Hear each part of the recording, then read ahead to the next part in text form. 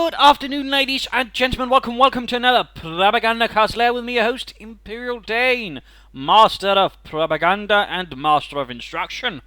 We're on here to an exciting episode right here on recrewing abandoned weapons. And yes, you might think, well, isn't that pretty straightforward?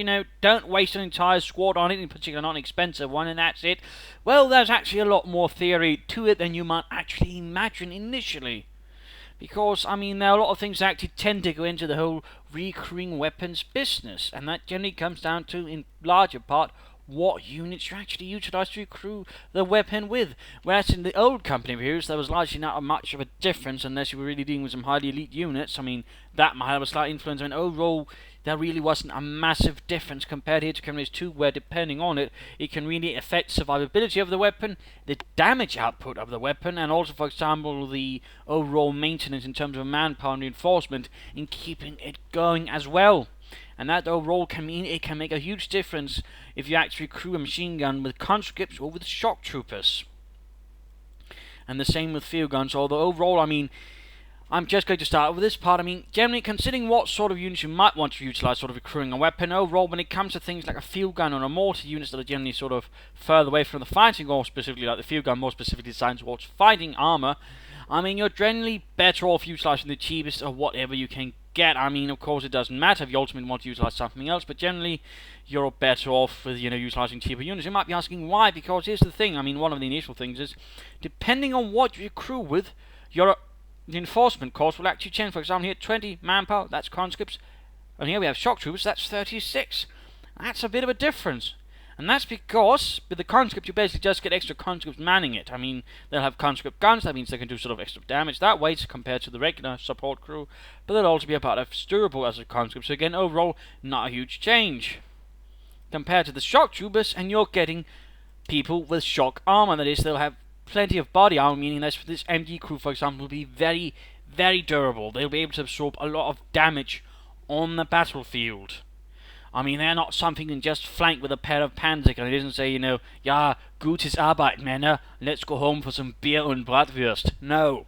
This is going to be a tough fight because, and that's where things really get interesting, not just do they have the body armor, they also have the weapons. So roll flanking something like this is going to be rather painful due to the submachine guns. For example, it's not something you want to run up close to because you'll just get shredded. So for example, right here, that's a massive difference again compared to here, Well, again, there's something there, but overall, nothing massive. And with the field gun, nothing massive either.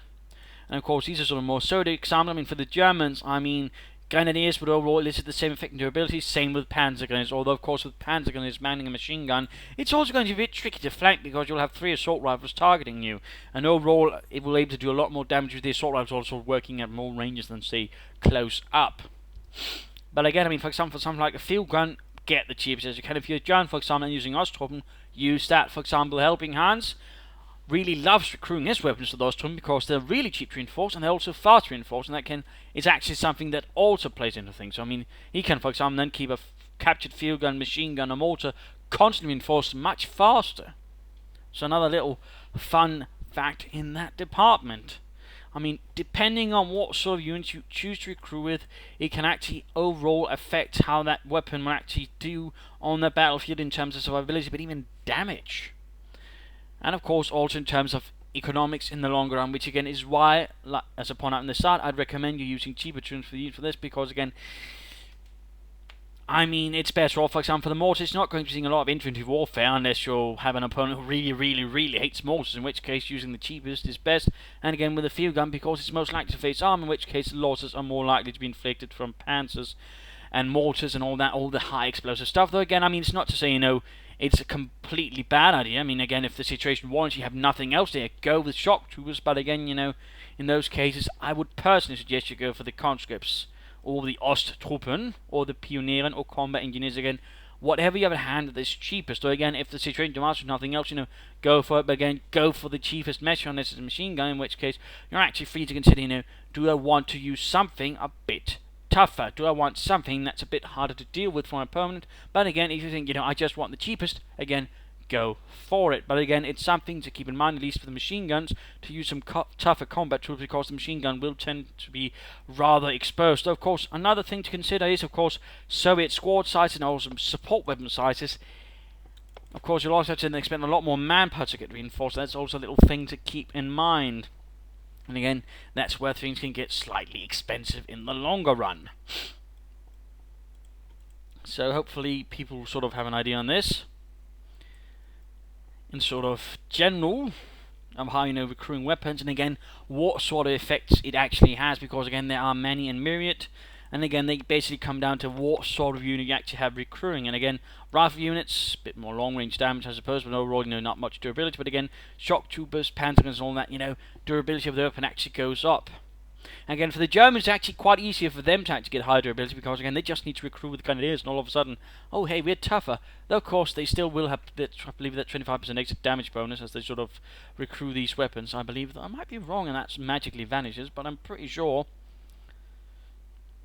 someone might be able to call me out on that. But overall, that is sort of the idea of, and again, yes, this is one of those, where basically nothing happens, but again, it's mostly because I'm discussing theory here.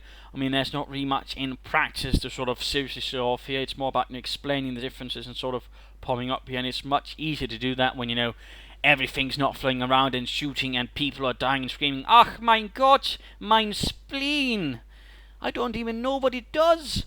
So, again, in this case, it's going to be a sort of, just looking at a slightly scenic battle here, troops running around and sort of shooting while frozen still in time. But again, hopefully this has given you some ideas to make you much clearer on the applications of, recruiting abandoned weapons by the enemy or yourself, and again, getting the most out of it that way, and also selling yourself perhaps not so short in those departments. Hopefully you've learned from this, hopefully you've been enlightened, left with a greater and more noble understanding of the game. And if you did, why not subscribe, share this with your friends, they can also become masters of recruiting weaponry, abandoned carelessly by themselves or their opponents or teammates, if that is what they fancy, share it with everyone if you really like it. And if you're not, tell me what you'd like to see in the comment section. I mean, I'll do my best, but it's rather dependent on what sort of replays I can pick from, that sort of the thing. I mean, I like to use practical examples rather than, sort of mock-ups. That's not my style. So, of course, it does take me time sort of to find some good examples at the same time. Occasionally you just get something where it sort of really displays everything. In this case, we get sort of different weapons recruited by different units, which is overall rather grand. So, this is Imperial Dane saying cheers.